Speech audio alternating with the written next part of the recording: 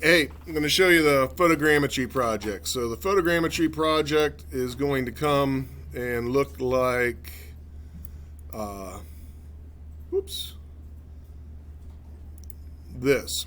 So it's going to come in, you're going to have 24 scans, you'll go find your head in that. You have Thingiverse, which if you haven't been to Thingiverse, there's a whole bunch of things, and then you'll use this document. It's called Mesh Mixer Workflow, which will take you through the different steps to join two things together. So that's Hayden on a chicken. Here I have Kaysen on, he put himself on a Lego. So I'm going to run through and do Mr. O real quick so you can see what it's about. So I'm going to bring in a couple things I already downloaded this morning. I'm going to bring in Mr. O. I'm going to square him up. Look at how goofy it is compared to the navigation cube. Oh yeah, it is. Hold on. Let's go edit. Let's transform. And I'm going to go ahead and fix him right up. I'm going to turn him upright. I'm going to go up to the top view, and I'd like him facing forward. Just kind of eyeing it up. I'm going to go ahead and hit accept here. Now you can kind of see that's Mr. O. Would you agree? Mr. O. All right, I'm going to plane cut him. I'm going to get rid of the stuff I don't want. I'm going to tilt it kind of like that. Hit OK. I'm going to go ahead and make him solid. If I were to look, he had a little hole in the back of his head. It's a little jacked up back there. But I can fix that. I'm going to go ahead and hit accept. And I'm going to delete that which isn't solid. Alright, so there he is, looking pretty good. Head's a little wonky. You can spend a lot of time sculpting or a little time. I'm going to spend a very little time to show you what it's about. I can adjust size and strength of this object, but if I want to flatten that area right there, I can go in there and flatten them out a bit. I can inflate them. I got a little low spot over there. I can go there and I can inflate that out. I can smooth quite a bit. I'm not going to spend a ton of time. I can get fancy and I can drag out horns if I want. All right, but well, now I'd probably take a little longer. Now this actually has the wonderful issue of there's a couple flyers here I want to get rid of, so I can circle that. Whoa. Going to clear that selection. But I'm going to go in there, select this lasso tool, and very carefully I'm going to clear that selection again because I don't wish to cut off all that. Might have to zoom in, or I'm just going to, I can delete stuff like that very easily. And I'm going to get a little bit right here. Alright, so you can see what's happening. I'm going to go ahead now and bring in another piece. So I'm going to go File, Import, and I'm going to bring in, I want to append, not replace. Append means add to. I'm going to go into the low poly dog and bring that in. Gives me a message, it'll automatically suit it. And now I have two objects in there. Whichever one is silver is the one you're working on. So I'm going to edit and transform that one. Same thing, I'll go from the top and I'm going to face that towards the front. I think that's about right like that. I'm going to hit here. I'm going to go ahead and size it. When you want to size it, you grab this center cube and you can expand it or contract it. And now I'm going to plane cut that dog so as to get what I want. So I'm going to rotate that plane a little bit. I'm going to line up. I'm going to put his head right, kind of going to replace that dog's head with Mr. O's. Oh, Control Z is your best friend. and rotate that around 180 degrees because I want the bottom half, not the top half. All right, so I'm going back to cancel, going back to transforming. Gonna come over here, let's go to the front view.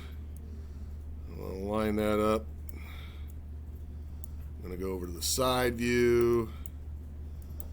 I'm gonna move that back. All right, so I need to make Mr. O's head bigger. Would you agree?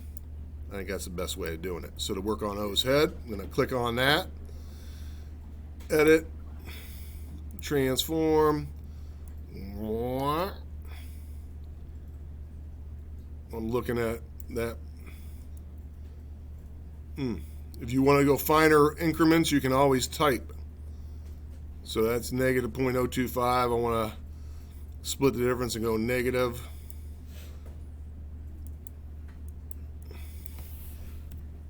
0.0125.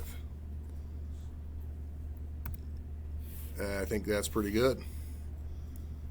And I'll look from the front view and see if it's squared up. Yeah, I'm okay with that. I'm going to go ahead and hit accept.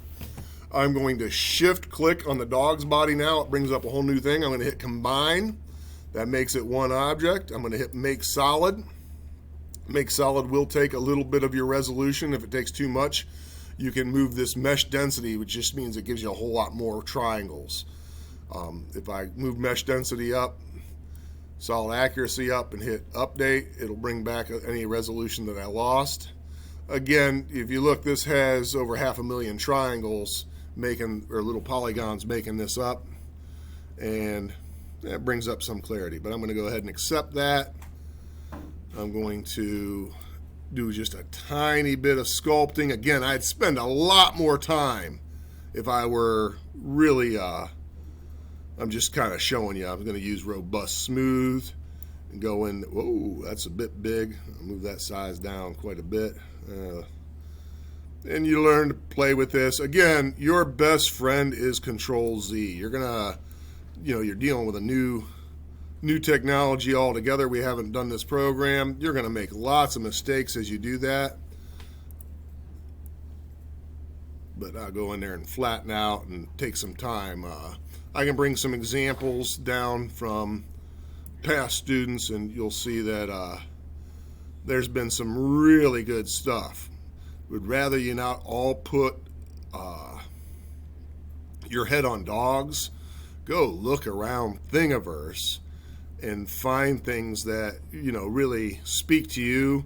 If you do a really good job, you get into what's called the uncanny valley in anthropomorphization, meaning making things in there. But this is a good one because this would print very well. Understand if you have antennas coming off. If you put yourself on a grasshopper and you got antennas coming off, those antennas are not going to print particularly well. Things that are real skinny thin. The overall shape should be bigger at the bottom and smaller at the top. That means you have to have less supported material, and it just prints 100% better. We can talk a little bit about what prints well. That dog would print. Its thick legs are thick enough. But if you got, if you put yourself on a spider and you got real thin legs, expect to have a lot of problems getting a good print. And that's just, that's the nature of 3D printing in all honesty. But at this point, I could be done. I can export this as an STL, put this in Google Classroom, and this can be printed. STL. So that's 10 minutes. Now, I didn't show you that when I downloaded it, I had to unzip the folder. But if you do go to Meshmixer workflow, it starts off with download, extract, which is taking it out of the zipped up or compressed folder, and import. Manipulating your STL so it matches up with the navigation cube, so it's easy to do that. Some of you, if it come in sloppy, might have to do the steps of using the lasso tool to clean up. These 3 steps, for the most part, are no longer very valid because we're using a new program called Polycam to get your heads in. But all in all, this is the gist. This is meant to be as a buffer lesson. As we have backups making cars and stuff, we don't want a line of 10 kids where all of a sudden somebody's going to get out their phone and say, well, I'm just waiting on my turn to print. Now, hey, when you're waiting on your turn to print, or when you're waiting on your turn to cut out your car body or this or that, hey, you can start, messing around working on this. Students have done this for the most part with very little help. You're going to have some questions here and there, but honestly, the workflow is pretty refined to where it does a good job.